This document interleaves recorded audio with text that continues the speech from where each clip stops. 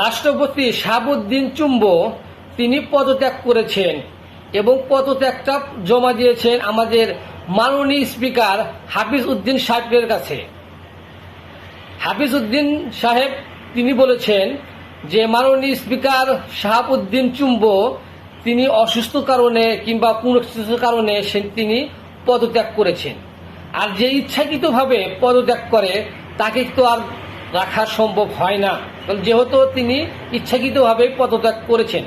তাহলে জনগণের প্রশ্ন, কে হবে পরবর্তীতে রাষ্ট্রপতি পদ, কে পাচ্ছেন?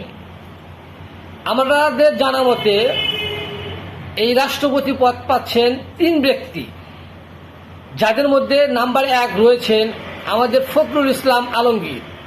তিনি কিন্তু বিএনপির বড় কোনো ধরনের পদ পায়নি, হয়তোবা এই ধরনের পদে কোনো সময় নির্বাচন করছে কিনা আমি জানি না, হয়তোবা করলেও সে করতে পারে, জিততে পারে, সেটা আমি জানি না সঠিক।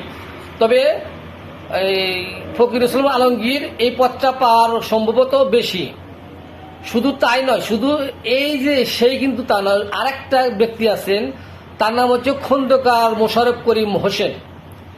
বাঘা বাঘা দলের ভিতরে বাঘা বাঘা যদি কোনো লোক থাকে তার ভিতরে কিন্তু মোশাররফ করিম হোসেন তিনি একজন ভাগা ব্যক্তি। তাকে হয়তোবা এই রাষ্ট্রপতি পদ দেওয়া যেতে পারে।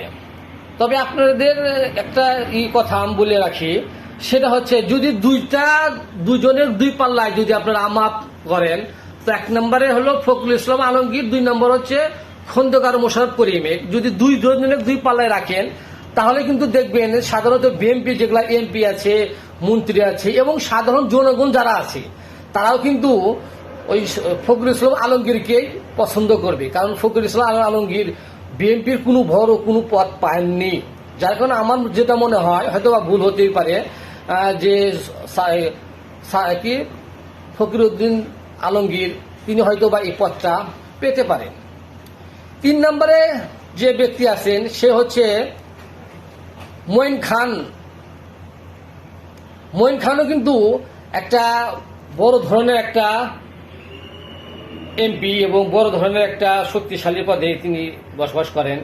তবে আমার মনে হয় না যেখানে ফখরুল ইসলাম আলমগীর এবং খন্দকার মোশাররফ করিম রয়েছেন, ভাগা ভাগা 2টার মধ্যে রয়েছেন, সেখানে এই